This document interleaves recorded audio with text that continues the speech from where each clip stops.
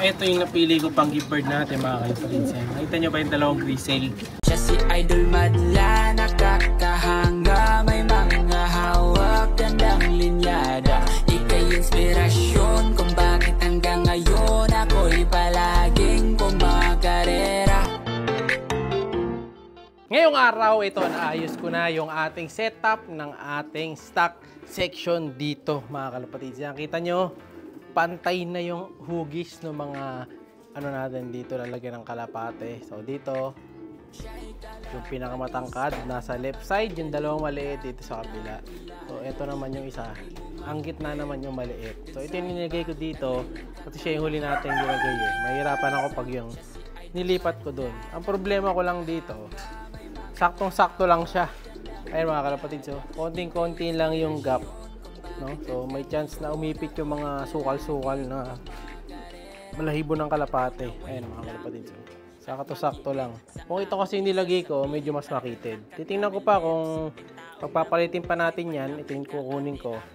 Swap sila nito, no? Pero for now, okay na muna yan. Maganda rin naman tingnan mga kalapatid, so yun, no? Diba? So at least pantay-pantay na yung halos yung mga cage natin. Isang diretso na lang dito. Tapos dito isang diretso na lang din. Yung mga kalat nilagay ko na lang dito sa sulok, no? So ano lang to, medyo linis lang. Nagwalis lang ako kahapon, no? So maganda lang kasi dito pag semento lang mga kalapatid. Hindi ako nahihirapan maglinis. Kasi wala na tayong masyadong pinapakaingat-ingatan. Hindi katulad pag tiles, medyo magseselan tayo, no? Hindi tayo pwede mag-step in sa labas, iba pa yung step in dito. Pag ganito, kumbaga parang dirty kitchen lang natin, no? So ayos na sila, oh. Ganda na dito mga kalapatids, makakapag-breed na tayo ng madami dito. Ang dami kong bakanting cage dyan. Ayan, oh, 1, 2, 3, 4, 5, 6, 7, 8, 8 cage. So walang kalapati pa malalagyan natin yan pag iwahiwalay natin, no? So yun naman ang next na target kong gagawin dyan, ayusin yung setup. So meron pa akong 4 na cage sa kabila na maaaring dito ko lagay sa kabila na to. Hindi ko lang sure kung kakasya dito eh. Pero kung kakasya yung isang bird cage dyan na sinlaki nito, malapad kasi ito mga kalapatids eh.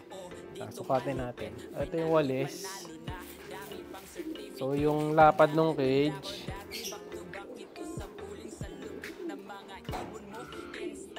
yan, ganyan kahaba. So, ganyan kahabang space ang kailangan ko dito.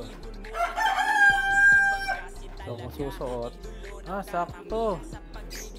Sakto mga kalapatid. So, iipit natin yung cage dito. Tatali natin yung cage dito sa isa na to, sa bakal na to. No, pati din sa kabila. Yung ilalim lang, dito lang mag-start mga kalapatid. Yung ilalim di ko nalalagyan. So yun pala. Tapos yung ganitong dalawa, ganyang kataas, isang buong walis. Tama yan. Dalawang patong na cage mga kalapatid. Kasya pala dito. Itutulak ko lang to ng gawi papunta ron. So yun pala. Pala pwede natin gawin at dyan, diskarte, no? Na nakahang. Or dito ko na lang sasabit. Sakto din, no? Sakto din. Dito pwede rin din dito eh. Dalawang cage pa dito eh. Kaso kasi mahirapan na ako magpatoka sa mga kalapati dito, no? Dito kasi sa ilalim, hindi kasya dito mga kalapatids eh. Sa ilalim na to yung dalawa eh. Ano kasi to, nagkamali ng sukat dito sa ilalim. Kaya naging na lang siya, lalagyan na lang ng gamit. So sayang. So ngayon ding araw na to, papakita ko sa inyo yung mapapanalunan nyo na kalapati dito sa atin mga kalapatids, no? Kaya kung gusto nyo tumanggap ng gift bird, mag-comment na kayo. Hindi lang dito sa video na to ako tatanggap ng mga sasali, no? Sa lahat ng videos natin, kine-check ko yan. Siyempre pinipili ko, no? So bahala kayo kung magko-comment kayo dito or hindi. Basta pipili tayo ng mananalo mga kalapatid sa video natin bukas, no? So abangan nyo yan. Kaya pag hindi kayo nag-comment, sorry na lang, hindi kayo makakatanggap ng gift bird natin. Nakapili na ako eh. Hanapin natin yung ipapag-gift bird ko mga kalapatid. Nakapili na ako ng isang pang gift bird natin. Saan ba yun? Hindi ko makita pang gift bird natin. Solid din yun mga kalapatids. Ang ba nata sa kabila? Kailangan ma-check natin yung pang gift bird natin. Hanapin natin siya. Ito, meron tayong mga choices dito. Ito, meron na naman tayo ditong Jansen Relax. Iba lang ang kulay. Dark check yan mga kapatids ng Jansen Relax. Ito, yung dating muntik na mabansot mga kalapatids na save ko pa. Ayan. Diba, same size na sila. Yung kasama niya, anak nung multiple pooling nung pinsan ko yan. Yung sayang. Na-save ko pa mga kalapatids. Pinasitter ko eh. No? So yung papag-give bird natin, mag-ikot tayo mga kalapatids. Hanapin ko yung papag-give bird natin. Siyempre dahil anong date na ba ngayon? 4 na. So late na. Kaya hanapin na natin yung pang-give bird ko dito. Ito ba yun? Hanap ko pa mga kalapatids para makita nyo kung alin yung matatanggap nyo. Dito yata sa likod. Check ko. Ito yata yung mga kapit. Yung blue bar na yata na to. Double check natin. Yan ba yun?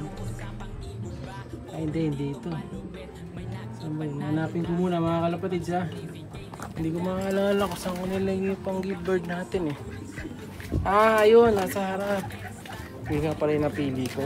So yung napili natin pang give bird mga kalapatids ay eto. Puntahan natin. So yun, tingin pagka nakuha nyo to dahil lahi ng ano natin to, matutunin natin ang kalapate dito sa harap. Let's G.